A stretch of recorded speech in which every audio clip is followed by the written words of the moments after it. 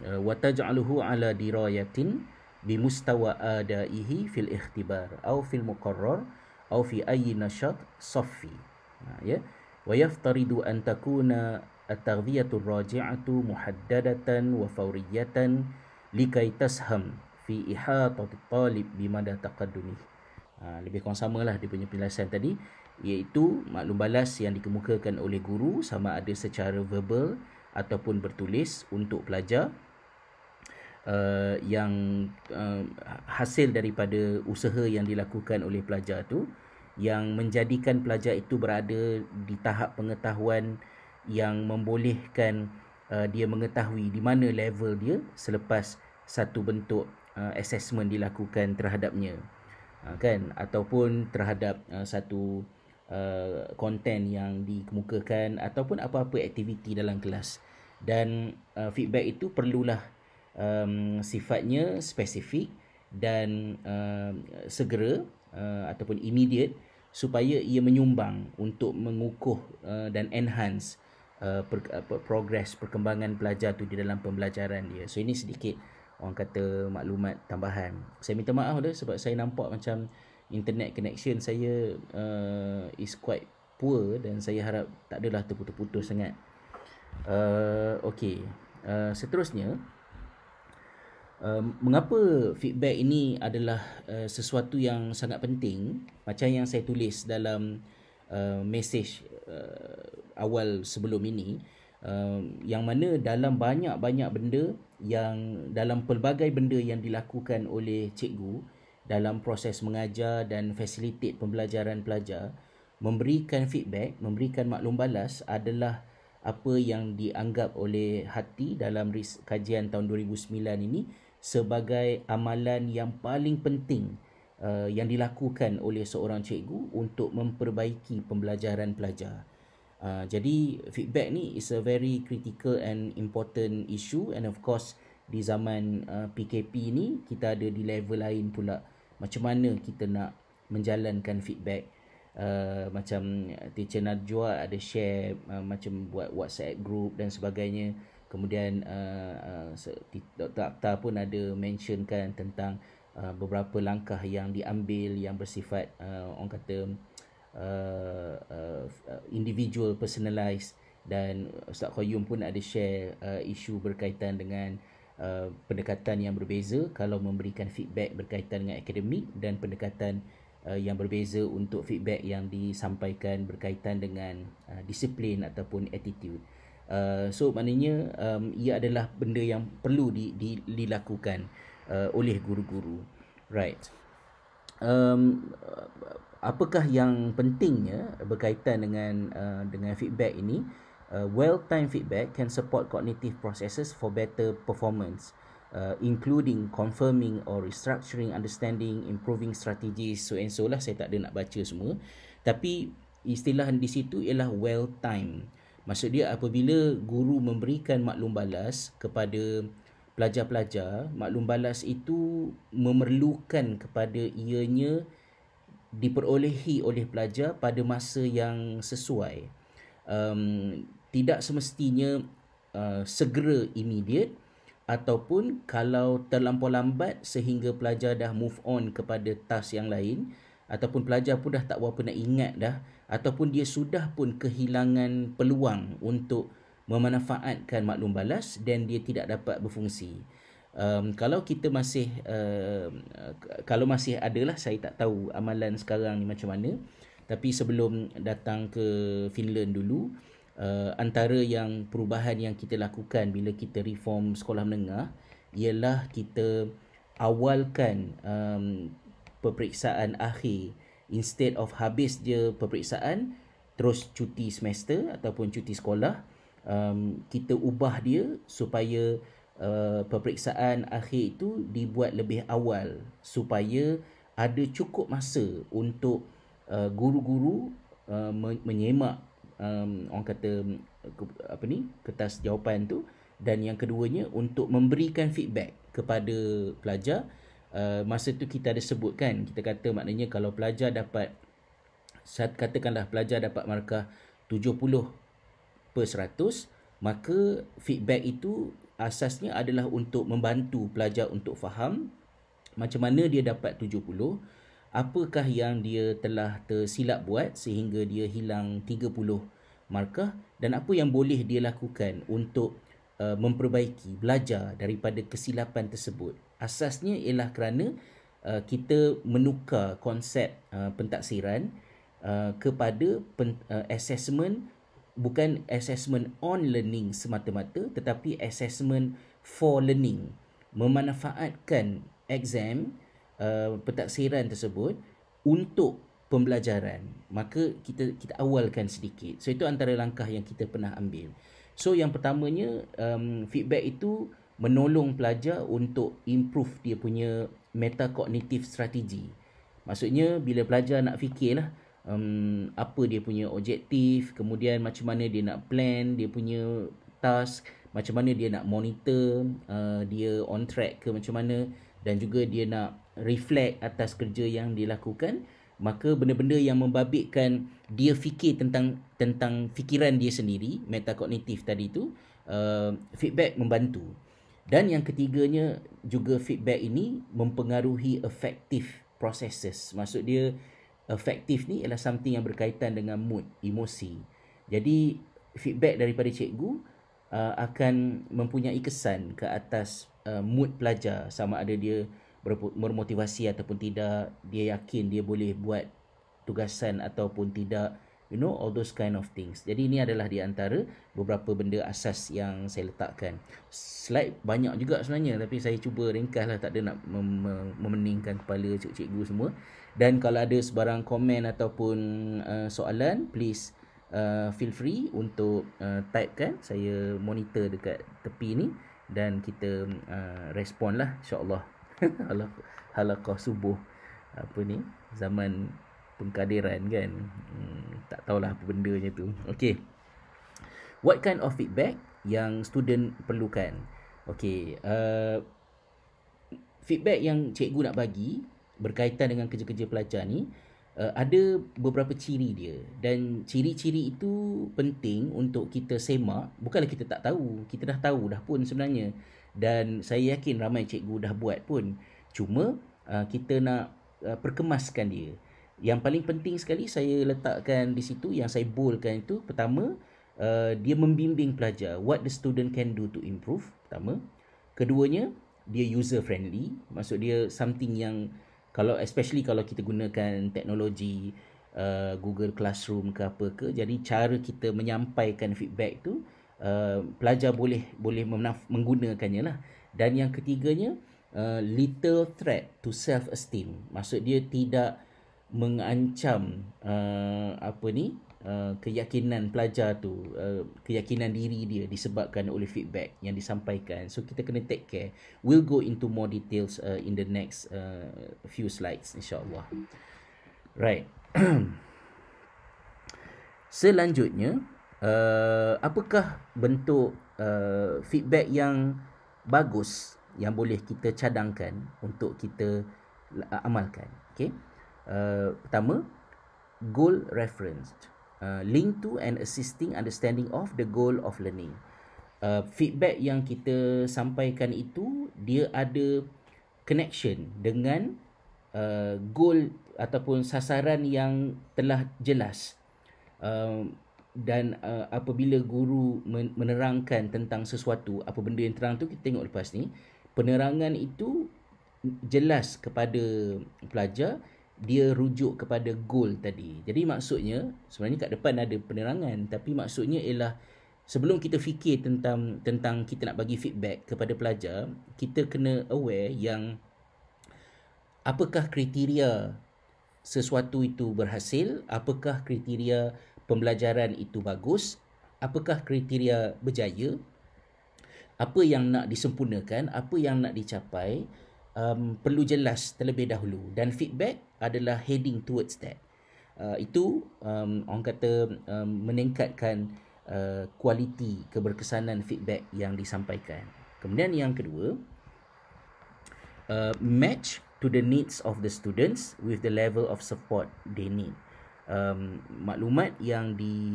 Maklum balas yang diberikan oleh cikgu itu memenuhi apa yang diperlukan oleh pelajar. Saya nak bagi contoh pun jenuh juga nak fikir, tapi saya yakin cikgu-cikgu boleh fikir balik amalan-amalan dalam kelas, pengalaman-pengalaman yang telah ada, macam mana feedback kita itu bersesuaian dengan apa yang diperlukan oleh pelajar. Bila kita perincikan dekat depan nanti, kita akan nampak dengan lebih jelas lah feedback macam mana yang memenuhi keperluan pelajar, feedback macam mana yang tidak bermanfaat kepada pelajar, dan setiap pelajar tu mungkin ada keperluan yang berbeza-beza antara satu sama lain. Okay. Kemudian yang ketiganya, accurate and trustworthy, with teachers and students in agreement about what counts as success. Penerangan itu juga something yang reliable. Jadi bila pelajar dengar, pelajar berkeyakinan bahawa cikgu ni memang telah menyemak hasil kerja dia, dan cikgu ini bercakap spesifik tentang hasil kerja yang pelajar berkenaan buat, dan maklum balas yang diberikan itu menepati hal tersebut. Pelajar boleh mengesan kalau sekiranya guru ini memberikan feedback dalam bentuk yang terawang-awang di udara dan menunjukkan yang sebenarnya cikgu tak baca lagi pun. Ya, kalau saya recall balik lah, mungkin ni level universiti dekat sini lah masa belajar dulu, benda ni telah banyak menimbulkan pergeseran di antara pelajar dengan pensyarah, kerana bila pensyarah agak agresif dan berkeras supaya pelajar hantar on time, dan assignment tu pula ada banyak, maksud dia assignment 1 and then dia accumulating 1, lepas tu 2, 3, 4. Jadi pelajar expect bila pelajar submit pada kadar masa yang munasabah tu, dia dapat feedback, supaya dengan feedback tu dia boleh improve, dan dalam task yang kedua tu dia boleh buat dengan lebih baik. Tetapi pelajar menepati deadline, tapi pensyarah pula, cikgu pula tak jaga deadline, tak sempat, ini begitu dan sebagainya. Alasan-alasan yang selalunya pelajar sampaikan, tapi kadang-kadang pensyarah juga ataupun cikgu juga memberikan alasan, dan kita faham benda tu. Tapi saya share lah yang bila pelajar-pelajar mendengar feedback daripada cikgu tu adalah feedback yang general, so pelajar tahu bahawa sebenarnya cikgu tak go through pun hasil kerja. Jadi dia tak percayalah dengan feedback yang diberikan oleh guru berkenaan. Okey. Kemudian carefully time, yang something yang dah saya sentuh tadi, sangat penting when students need it to improve learning, which might be during the learning activity or before revising a piece of work. So semasa cikgu nak berikan feedback berkenaan kepada pelajar, bila feedback itu dapat diberikan, mempunyai peranan yang penting lah untuk menentukan dia bermanfaat ataupun tidak untuk menolong pelajar. Kita kena keep in mind feedback itu tujuannya ialah untuk tolong pelajar. Jadi kalau feedback itu tujuannya adalah untuk cikgu melunaskan tanggungjawab dia, sebab dia bertanggungjawab untuk beri feedback, then kita kena hati-hati kat situ. Kalau dia memenuhi aspek tuntutan ke atas kita sebagai cikgu, tapi dia tidak menolong pelajar, dan kita rugilah, ya, kita buat kerja yang sia-sia. Right. Seterusnya, sambil-sambil kalau ada yang dengar ni dalam keadaan tengah memasak ke, tengah kerat bawang ke apa ke, tu teruskanlah ya, buat insya-Allah, sambil-sambil dengar apa yang saya sampaikan ini. Seterusnya, feedback itu juga focus on strengths and weaknesses, as well as revealing what students understand and misunderstand, and accompanied with strategies to help the students improve. Feedback yang bagus adalah feedback yang memberikan fokus kepada apa yang kekuatan dan juga kelemahan, dan juga menzahirkan kepada pelajar tersebut di mana dia faham dan di mana dia salah faham. Diikuti, disertakan dengannya strategi tertentu yang boleh menolong pelajar untuk improve. Ya, so ini semua benda common sense sebenarnya, tapi kita list down dia supaya cikgu-cikgu ada ingatan di dalam memori, bahawa bila saya nak bagi feedback kepada pelajar tu, dia di dalamnya perlu terkandung benda-benda yang kita pernah bincang dalam halaqah ini kan, insya-Allah. Kemudian yang seterusnya, balance, to emphasize between correct and incorrect responses. Cuba imbangkan di antara memberi penekanan terhadap apa yang betul dan apa yang salah dalam kerja pelajar tu. Sebenarnya kalau kita tengok dalam dalam ayat yang banyak dipakai dalam buku-buku, selalunya dikatakan emphasize more on correct rather than incorrect responses. Tapi pada pandangan saya, dalam culture kita kena imbangkan. Kalau kata emphasize more on the correct pun, sebab kita nak jaga self esteem dan juga self efficacy pelajar tadi, tak mencapai juga kalau sekiranya kita tak balance dalam menyentuh juga tentang yang salahnya di mana. Sebab tak kena kalau kita lebihkan fokus pada benda yang betul sahaja tapi kita tak touch benda yang salah ni kan. Itu antara benda yang kita kena beri perhatian lah, insya-Allah. Kemudian yang seterusnya, directed towards enhance self-efficacy and more effective self-regulation. Ini poin yang seterusnya. Feedback, maklum balas yang diberikan oleh cikgu itu menuju ke arah untuk meningkatkan self-efficacy. Self-efficacy ni maksudnya ialah keyakinan pelajar terhadap kemampuan dia untuk benda tu dia boleh buat. Ya, dia lebih spesifik jika dibandingkan dengan self-esteem yang lebih general. Dia adalah berkaitan dengan keyakinan terhadap kemampuan yang berkaitan dengan tugas spesifik tu, dengan subjek tertentu. Supaya dengan self-efficacy yang positif, dia dapat membantu pelajar untuk lebih efektif dalam self-regulation dia, terutamanya dalam keadaan macam PKP sekarang lah. Maknanya pelajar tu boleh ambil tanggungjawab terhadap pembelajaran dia. Dia yakin dia boleh buat satu benda tu dalam keadaan yang sangat berbeza sekarang ni, apabila cikgu tak ada face to face untuk, terutamanya ketika memperkenalkan topik-topik baru kan, macam kita bincang dulu. So it's very challenging. At least tuan-tuan dan perempuan pun ada anak-anak belaka, walaupun mungkin ramai yang anak kecil-kecil lagi lah, tapi saya yang ada 4 orang anak remaja ni, saya boleh tengok struggle masing-masing, dan struggle saya juga sebenarnya dalam situasi kita belajar online ni. Macam-macam isu ada. Seakta suka share kan benda-benda yang kritikal terhadap pembelajaran yang menggunakan teknologi yang ada sekarang ni. Memang banyak dia punya cabaran dia kan. At least kita harap feedback daripada guru yang baik, yang berkualiti, boleh menolong pelajar sedikit sebanyak, insya-Allah. Kemudian dia adalah two-way conversations, sama ada secara bertulis ataupun oral. Maknanya ada give and take lah antara cikgu dengan pelajar, rather than guru hantar lepas tu itu saja. Okey, apa ni, Prof ada tanya satu soalan, how often to give feedback? It can be time consuming.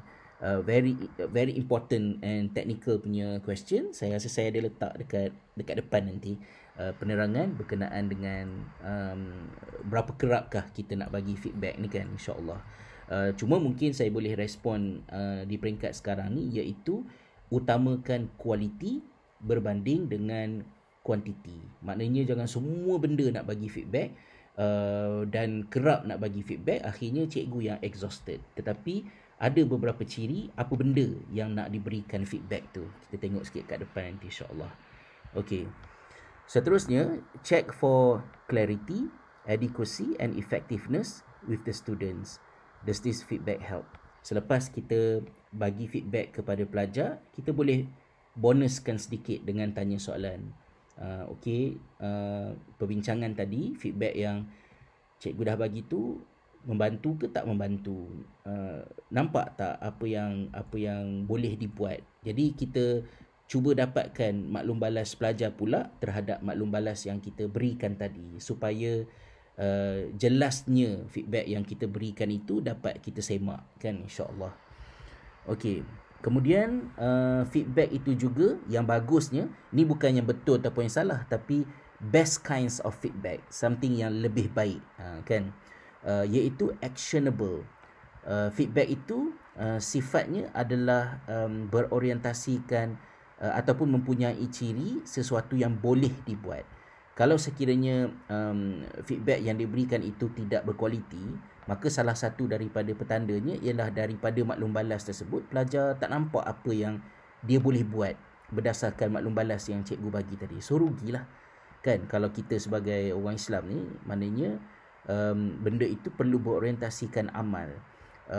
Saya pernah ulas sedikit bila dalam kuliah yang mana, halaqah yang mana bertahun-tahun yang dulu, tentang apakah yang dimaksudkan dengan al-hikmah. Ya, kata ud'u ila sabili rabbika bil hikmah, serulah ya manusia kepada jalan Tuhanmu dengan hikmah. So salah satu daripada ciri hikmah itu adalah dia adalah menjurus kepada boleh buat. Bila orang dengar penerangan tentang satu benda tu, dia berakhir dengan orang tahu apa yang boleh dia buat dengan maklumat tersebut, dan barulah dia ada elemen yang dikatakan sebagai hikmah tadi tu kan. Right, seterusnya stages untuk efektif feedback. Untuk yang tadi tu adalah beberapa cadangan tentang ciri-ciri feedback yang bagus. Nak feedback on apa lepas ni. Yang di sini pula ialah stages untuk effective feedback. Bila kita bercakap tentang feedback dan kita nak merancang untuk memberi feedback, maka ada 3 peringkat berkaitan dengan feedback tu. Yang pertama ialah feed up. Dan ni logik dia kan. Feed up ini ialah before feedback can be given, students need to know the learning intentions. Feed up clarifies for the student, where am I going, what are the goals. This information sets the context for feedback. Jadi macam yang saya sebut tadi lah, maknanya sebelum kita berfikir tentang kita nak memberikan maklum balas, perlulah terlebih dahulu prasyaratnya ialah telah ditetapkan satu tugasan tu apa dan apa yang perlu dilakukan oleh pelajar.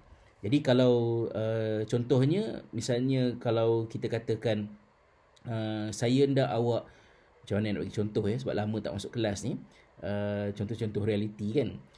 Saya hendak awak untuk fahamkan tentang topik ni dan dan saya nak tengoklah awak faham ke tak faham, katalah macam tu.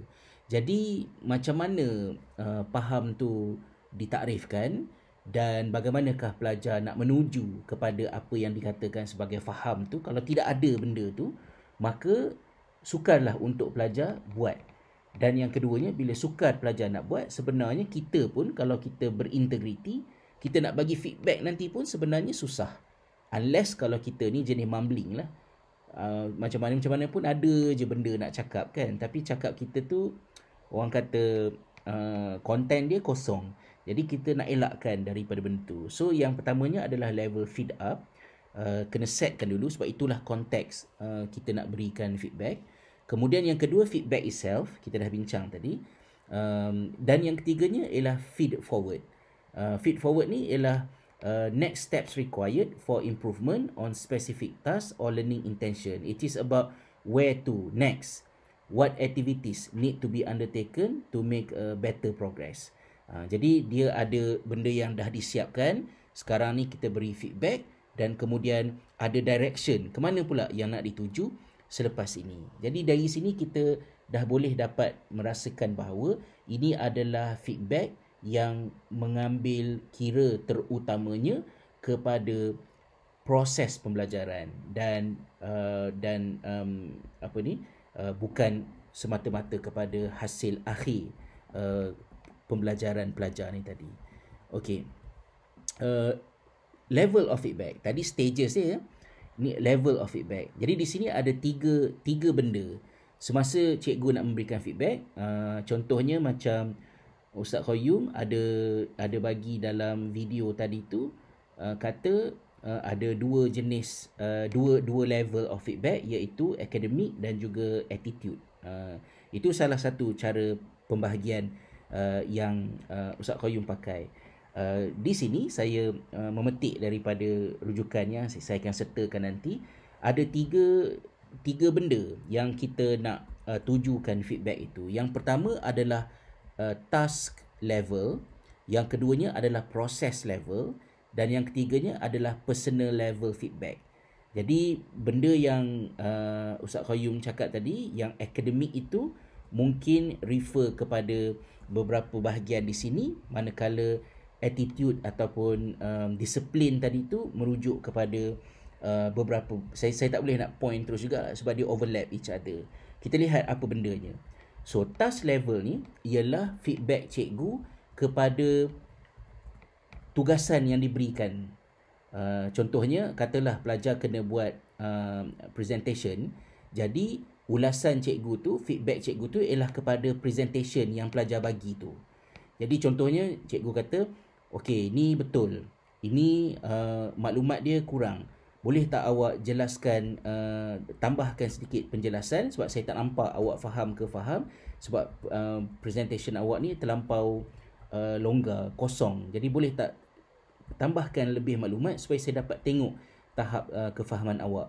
Jadi komen-komen yang macam itu bermaksud cikgu sedang memberikan maklum balas kepada tugasan yang, maksud dia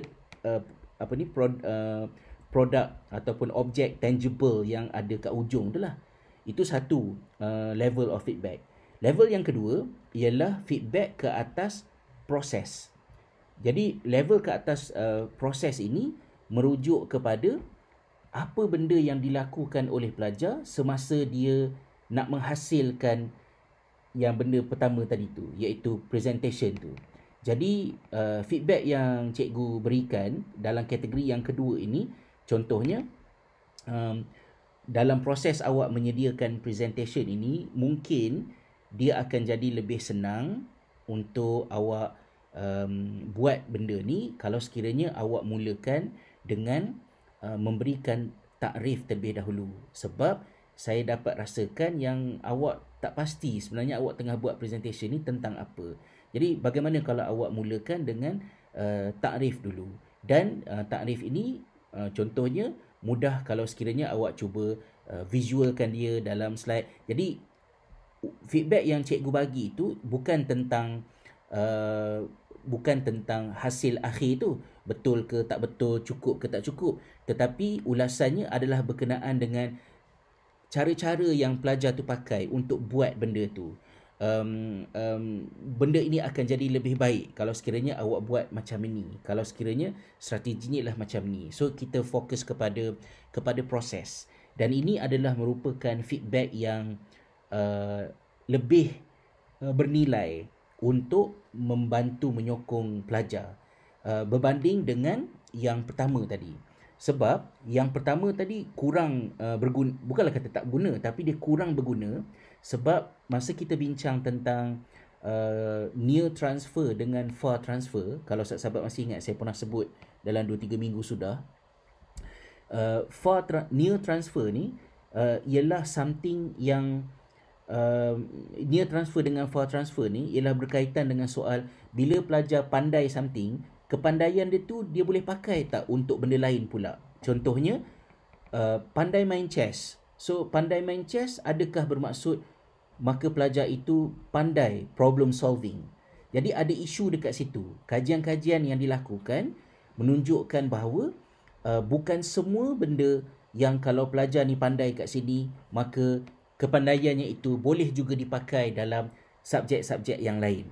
Jadi dalam bahagian pertama, task level tadi tu, penambahbaikan terhadap presentation tu tidak banyak menyumbang kepada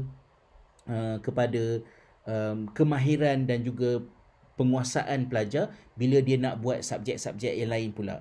Tapi kalau sekiranya kita perkasakan proses, maka proses itu adalah something yang transferable. Maknanya kalau dia strategi dia, cara dia berfikir tentang macam mana nak tackle satu-satu tugasan kita empower dia melalui feedback kita, then peningkatan pelajar di bahagian proses itu boleh dipakai untuk subjek-subjek lain dan tugasan-tugasan yang lain. So itu maksud saya. Dan yang ketiganya adalah personal level feedback. Personal level feedback ni adalah berkaitan dengan orang kata dengan personality, dengan personal pelajar tu lah. Feedback focus on the personal level is directed to the self and contains little task related information. Jadi ulasan itu bukan berkaitan dengan tugasan yang diberikan itu, tetapi feedback itu merujuk kepada yang Ustaz Qayyum sebut tadi lah, macam disiplin, attitude pelajar kan. Jadi kita kata ini adalah satu pendekatan yang bijak, bagus awak buat macam ni. So personal level feedback ini kita juga kena berhati-hati, kerana kalau kita ada penyelidikan yang dilakukan yang menunjukkan bahawa kalau kita puji pelajar lebih-lebih, dia boleh menyebabkan pelajar itu takut mengambil risiko untuk salah. Maka kita kena pandailah imbangkan semasa memuji pelajar. Kita nak puji hasil kerjanya ke, ataupun kita nak puji pelajar itu sendiri, kerana kita kena berhati-hati dalam hal itu. Namun kalau betul caranya, memuji pelajar itu juga berguna untuk meningkatkan motivasi dia, menimbulkan rasa selamat pada dirinya dan dia rasa dirinya disokong. Itu membantu dia untuk dia buat kerja. Okey, seterusnya, apakah bentuk feedback-feedback yang tidak efektif yang kita perlu elakkan? Ya, salah satu daripada feedback yang kita kena elakkan adalah dengan memberikan feedback dalam bentuk markah ataupun grades di peringkat yang tidak perlu. Maksudnya akhir nanti, di hujung tahun nanti, bila ada grade ataupun ada markah tu, okeylah, kita faham memang ada keperluan untuk orang kata summative assessment tu, tetapi feedback ke atas pembelajaran di sepanjang proses pembelajaran tu, bila pelajar buat satu tugasan, dia submit, lepas tu kita semak and then kita nak bagi feedback, di situ elakkan daripada memberi feedback dalam bentuk markah ataupun grade. Students tend not to pay attention to feedback comments when they are given a mark or grade. Students who get low marks twice in a row come to expect to get low marks every time, with a negative impact on both motivation and achievement. Jadi di peringkat awal tu, elakkanlah daripada feedback itu ialah bergantung hanya kepada markah semata-mata. Okey. Seterusnya, comparison with other students. Ini juga perlu dielakkan. Competitive environments also have a negative impact on motivation and achievement. Rather than comparing individuals against the performance of a class, or fairer comparison pits each student's current performance against their own previous performance. This comparison is seen as relevant and achievable, whereas trying to compete with peers is stressful. Kepada pelajar. Jadi kalau sekiranya ada satu perbandingan hendak dibuat dengan pelajar lain, lakukanlah ia dalam keadaan yang berhati-hati dan sifatnya adalah untuk support. Contohnya dalam bentuk macam ni, cikgu tengok kerja yang dilakukan oleh pelajar sekian-sekian itu agak kemas dan mungkin boleh digunakan sebagai contoh. Cuba kamu tengok, katalah macam tu. Jadi dia very safe komen tu, dan bukannya macam tapi pelajar yang satu dia buat lagi bagus dan cikgu lagi suka dengan cara yang dia buat tu lah berbanding dengan cara yang kamu buat, full stop. Maka di situ akan mendatangkan kemudaratan kepada pelajar bila kita compare macam tu kan. Itu yang kedua. Kemudian yang ketiganya, extrinsic reward. Kalau sekiranya kamu telah melakukan tugasan dengan betul, maka tanda cikgu suka dengan hasil kerja kamu tu ialah cikgu belanja kamu pergi makan, katalah contohnya kan. Jadi bukanlah orang kata 100% salah, Tetapi ini undermine students taking responsibility for themselves, increase teacher control and surveillance, very obvious, and generate competition amongst student dalam keadaan yang tak perlulah. Kita macam mewujudkan satu keadaan seolah-olah pelajar tu tak boleh ambil tanggungjawab atas pembelajaran dia, melainkan sentiasa bergantung kepada ganjaran sebagai extrinsic reward yang kita nak berikan kepada dia. Okey. Ataupun yang seterusnya yang kita kena elakkan ialah non-specific or general feedback. Spesifik yang feedback maklum balas yang terlalu general, yang tidak spesifik sehingga tidak membantu pelajar.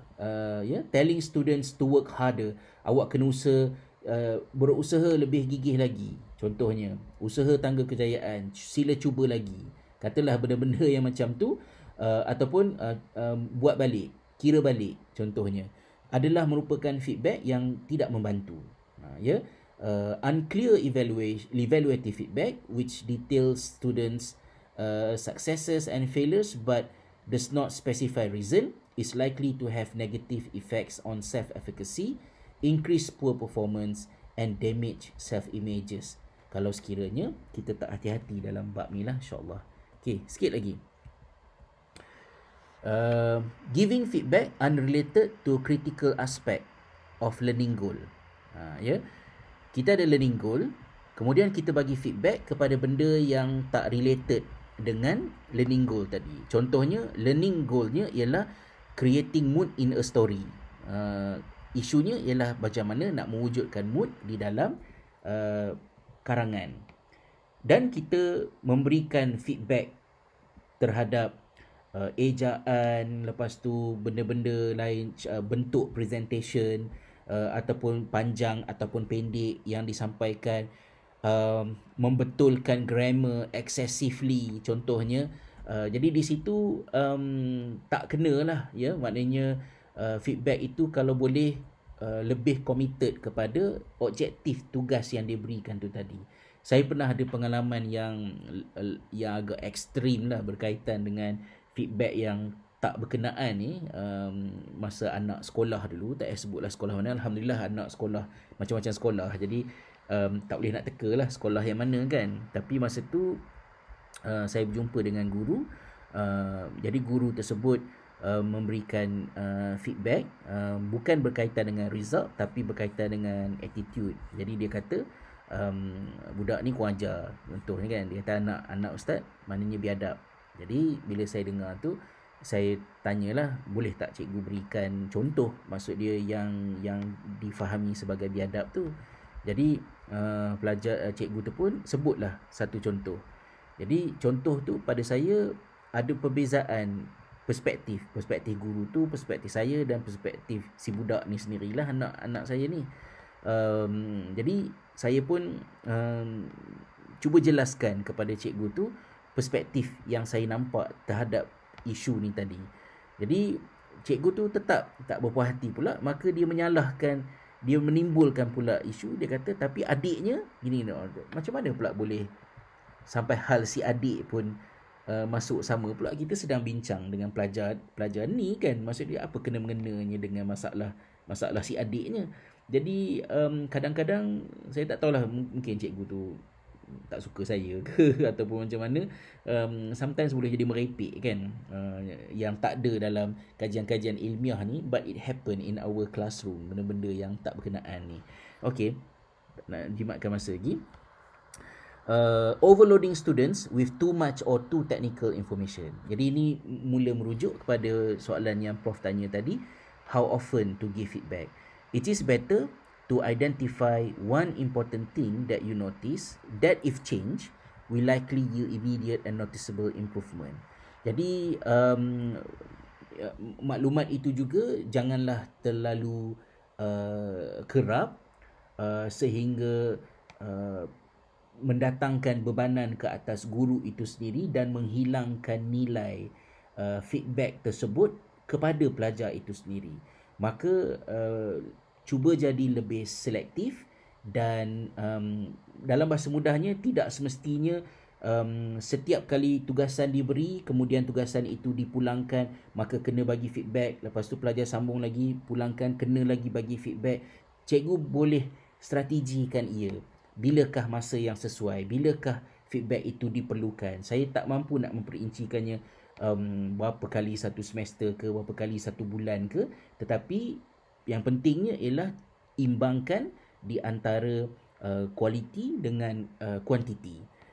Utamakan kualiti berbanding dengan kuantiti, dan fokuskan kepada perkara yang betul-betul kalau sekiranya hal ini diperbaiki, dia akan menolong pelajar. Bukannya semua benda kita nak beri feedback dan itu akan membebankan kedua-dua belah pihak lah, insyaAllah.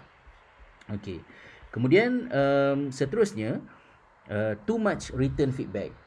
Giving too much feedback in written form can be overwhelming for students and difficult to understand. Panjang sangat. Sometimes yang panjang tu pula lagi bahayanya kalau kita ada Excel dan kita ada komen yang auto generated, and then kita generate komen tersebut dan komen itu tidak organik, komen itu tidak spesifik terhadap apa yang pelajar tersebut lakukan, dahlah tidak bernilai kerana dia auto generated. Cikgu pilih lah contohnya, okey, nak masukkan feedback yang ni ke, yang ni ke, yang ni contohnya, maka kurang nilainya. Kemudian yang keduanya banyak pula, panjang, maka dia menghilangkan daripada benda itu berhasil mencapai objektif. Ada juga soalan daripada Teacher Abu Bakar Zakaria, macam mana nak pastikan apa-apa feedback itu tidak mengguris hati pelajar? Basically-nya kita kena guna common sense lah. Maknanya apabila kita tahu menggunakan ataupun memilih perkataan yang sesuai. Susah saya nak jawabnya, tapi kita perlu menjadi manusia yang peka dengan selection of words, perkataan-perkataan yang kita pakai. Contohnya kalau misalnya kita kata macam mana nak bagi contoh, bila saya nak bagi contoh, saya tak ingat, saya tak boleh nak bagi contoh classroom sebab saya tak ada dalam kelas dah lama, dan saya ada kat kelas finish ni pun sikit-sikit aja. Tapi perbezaan lah, mungkin perbezaan di antara perkataan ni agak ekstrim, di antara bodoh dan tak pandai.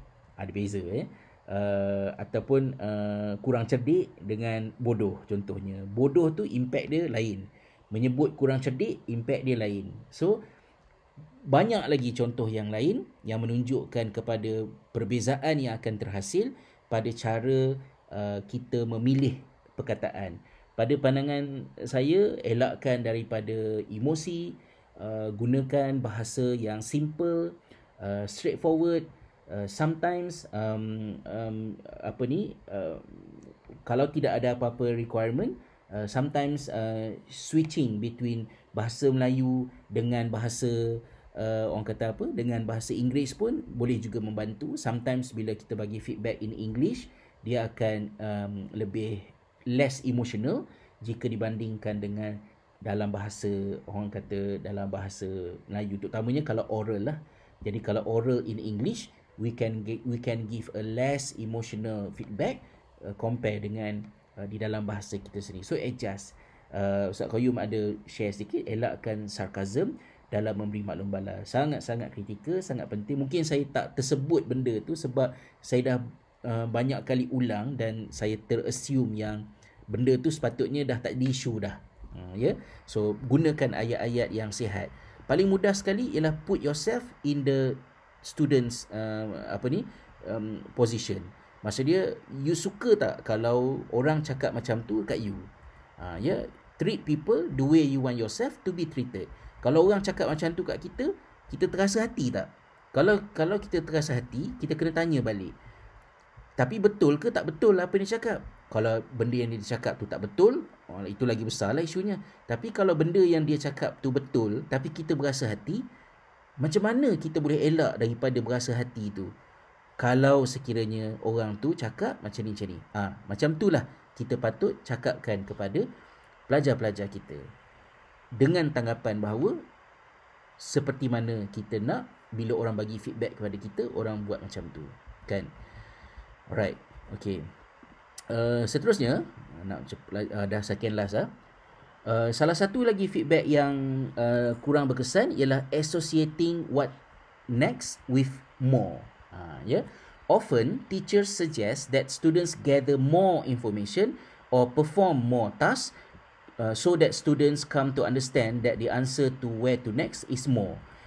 Tidak semestinya lebih lagi, banyak lagi adalah apa yang dimaksudkan sebagai progress. Sometimes progress itu juga bermaksud mengurangkan. Jadi elakkan daripada kita memberikan feedback yang memberikan impression kepada pelajar bahawa tambah lagi kan, kerana itu tidak semestinya berisi.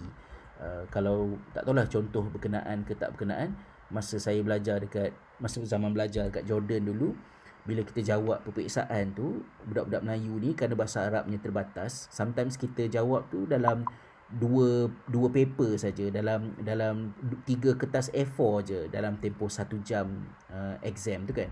Tapi bila tengok kiri tengok kanan, budak-budak Arab ni jawab sampai 8 muka surat, angkat tangan minta tambah kertas lagi. Jadi kita nervous lah, macam ya Allah, banyaknya dia orang jawab ni kan. Bodoh benar ke aku ni boleh jawab 3 muka je. Tapi bila dapat result, selalu terjadi pelajar Malaysia sama markah ataupun dalam banyak juga keadaan lebih tinggi daripada pelajar Arab. Dalam kelas kita orang dulu lah. Zaman lepas tu saya tak tahulah, tapi masa zaman saya belajar tu selalu jadi macam tu. Sebab more tidak semestinya better. Sometimes precise, specific. Kita nak apa, pencarah tu nak apa yang dia nak sahaja kan. Kita bagi banyak-banyak kan. Jadi tak jadilah kalau sekiranya begitu. Teacher Najwa ada bagi feedback sikit. Kalau saya sebelum berikan feedback yang ada niat nak betulkan student, saya akan puji dulu. Kemudian baru kita kritik. Orang kata sandwich approach lah kan. Macam roti, lepas tu inti, lepas tu roti kan. Bagi dia happy dulu dan baru kita bagi komen. Walaupun dia terluka sikit, tapi emosi dia terjaga sikit lah di awal perbualan. Contoh, nasi goreng ni sedap, rasa macam mak saya masak, cuma masin sikit, berbanding dengan nasi goreng ni masin lah, tapi sipi dengan mak saya masak. Okey, bagus. Contoh yang Teacher Najwa berikan. Dan saya boleh katakan bahawa benda ni walaupun simple dan basically semua orang boleh buat, tapi bila banyak pelajar, banyak kerja nak buat, sometimes cikgu boleh tak sedar bahawa dia telah berubah menjadi monster lah kan. Maknanya apabila banyak sangat hati nak jagalah, istilahnya kan. Okey. Dan yang terakhir, yang perlu kita elakkan, ineffective feedback to avoid, giving feedback when students lack knowledge or information.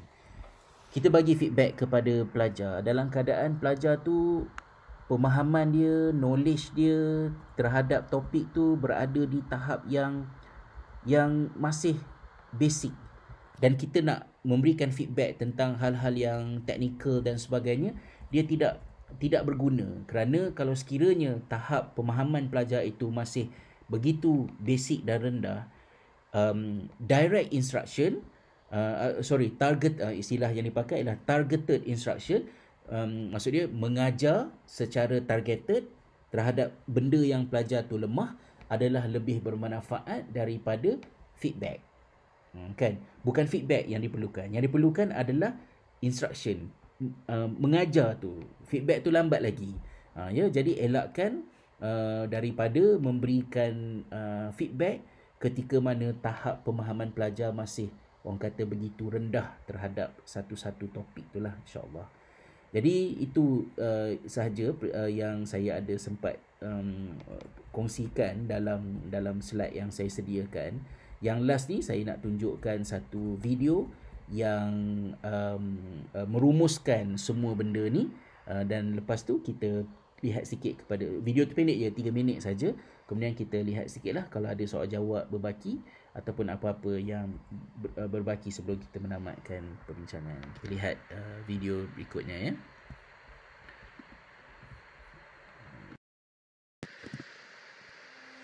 Research has shown that giving good feedback to students is one of the most powerful ways teachers can improve learning. Feedback allows students to know where and how they can improve by allowing them to confirm, correct, fine-tune or restructure their knowledge or beliefs. Effective feedback can also boost students' motivation to improve and can help them to develop more effective learning strategies and skills, such as self-regulation, goal setting, task planning, monitoring and reflection. There are 3 stages to feedback. Feed up, making the learning goals clear to students. Feedback, monitoring and assessing students' progress towards the goal. And feed forward, giving students direction on where to go next in their learning. Feedback operates on 3 different levels.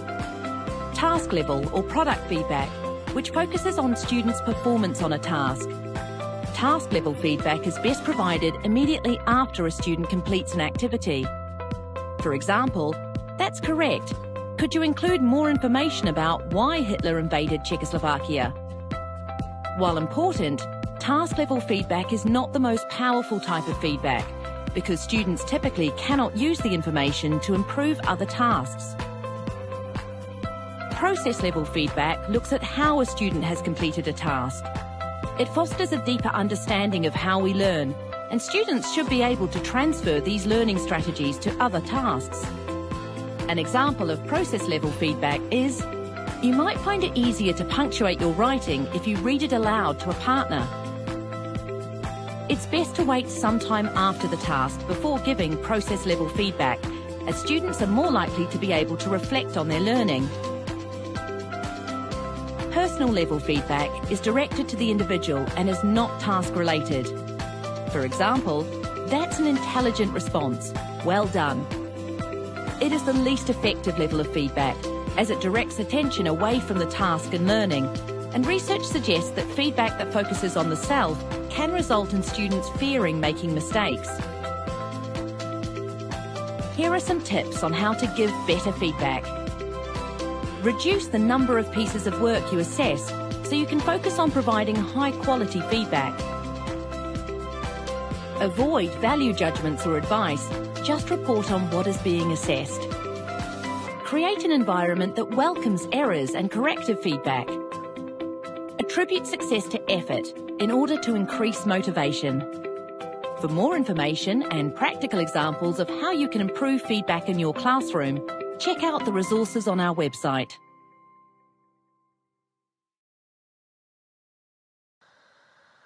Okey. Jadi itu sajalah perkongsian kita untuk hari ini. Di Education Hub yang terpapar di hujung video tadi adalah sumber saya memetik presentation pada hari ini. Dia adalah merupakan Education Hub yang diusahakan di New Zealand, percuma. Boleh daftar dan banyaklah kandungan yang ada di dalam tu yang boleh dimanfaatkan untuk meningkatkan kualiti pengajaran, pembelajaran, kualiti pengajaran dan juga fasilitasi pembelajaran pelajar-pelajar kita lah, insya-Allah. Jadi saya dah tak ada apa-apa lagi dah yang nak ditambah. Basically rumusan kepada semua benda ni tadi, feedback, maklum balas penting. Maka bila cikgu berikan satu tugasan kepada pelajar, kena set dalam kepala bahawa bila pelajar membuat tugasan ini, maklum balas yang guru berikan bila pelajar submit nanti banyak berperanan untuk membantu pelajar improve pembelajaran mereka. Ya, maka feedback itu bukanlah atas ihsan kita sebagai guru ataupun bila kita rasa nak buat kita buat, tapi dia adalah something yang very fundamental, very big effect ya ke atas pelajar. Maka sebab itulah di sekolah saya kalau boleh nak dapat banyak contoh jugalah di KMS sekolah rendah kan, bagaimanakah feedback dikongsi dilakukan, kerana segmen sekolah rendah, segmen sekolah menengah, segmen universiti adalah 3 segmen yang berbeza nature-nya. ya, maka apa yang berlaku di sekolah rendah ada kelainan daripada apa yang berlaku di sekolah menengah dan juga di peringkat universiti. Sebab tu bagus Kementerian Pengajian Tinggi dipisahkan ya daripada KPM. Sebab universiti banyak perbezaan dia. Tapi sekolah rendah dengan sekolah menengah pun banyak perbezaan dia. Terutamanya yang ingin saya tekankan ialah aspek assessment for learning. Exam dalam bahasa mudah dia kan, exam, pentaksiran untuk pembelajaran, untuk membantu pembelajaran. Jadi kenapa kita buat exam? Kita buat exam, kita buat pentaksiran sebab kita nak gunakan pentaksiran itu untuk bantu pelajar. Cara pentaksiran membantu pelajar bukan hanya pada menjadi sebab untuk pelajar rajin belajar, yang orang duk kata bila tak ada exam maka pelajar jadi malas tu, tapi pentaksiran, exam, assessment akan menolong pelajar kerana adanya feedback. Maka sebab itulah kemuncak kepada assessment bukan assessment itu sendiri, tetapi kemuncak kepada assessment adalah feedback yang guru berikan. Bila pelajar kehilangan 20 markah, bila pelajar kehilangan 10, 30 markah, pelajar itu berhak untuk belajar dan mendapat tahu di mana silapnya sehingga dia hilang 30 markah dan apa yang dia boleh buat untuk memperbaiki pembelajaran dia tadi. Di situlah juga letaknya profesionalisme dan juga kepakaran guru sebagai warga pendidik dalam menyelia pembelajaran pelajar pada memberikan feedback yang bermanfaat dan berguna kepada murid masing-masing lah, insya-Allah. Jadi saya harap perkongsian ini tidaklah membebankan guru-guru ke jadi stres ke, kerana kita faham ini adalah ongoing proses. Mudah-mudahan kita terus improve daripada semasa ke semasa kerana ini adalah amanah ya yang terpikul di atas bahu kita semua, insya-Allah. Jadi saya kira sekadar itu saja. Ada apa-apa lagi ke soalan ke apa ke? Nampak macam tak ada apalah. Terima kasih terima kasih baliklah kepada sahabat-sahabat atas kesudian untuk bersama dalam sesi live kita pada kali ini. Kehadiran ni tak banyak sangat, 30 orang sahaja ya yang dapat bersama pada hari ini. Macam saya sebutkan di awal tadi, kalau sekiranya pukul 3 petang ini tidak sesuai dan kita nak buat pada masa yang lain, berikanlah maklum balas di dalam ruangan komen di sini ke, ataupun nanti kita buat saya buatkan poll ke dekat kita punya group, dan sahabat-sahabat boleh berikan cadangan seandainya dengan mengubah waktu sesi live kita ini, maka penyertaan dapat lebih ditingkatkan, insya-Allah. Ini adalah zaman hari pun dah tak tahu hari apa, pukul berapa pun dah tak tahu pukul berapa kan, insya-Allah. Sangat mencabar. Jadi selamat berbuka puasa kepada sahabat-sahabat semua. Terima kasih sekali lagi, dan insya-Allah kalau ada rezeki kita jumpa hari Jumaat ke, tengok macam mana untuk halaqah kita yang general pula, insya-Allah. Dan doakan jugalah untuk kami di sini sekeluarga. Jazakumullah khairal jaza. Hingga bertemu lagi fi amanillah. Wabillahi hidayati wa taufiq. Wassalamualaikum warahmatullahi wabarakatuh.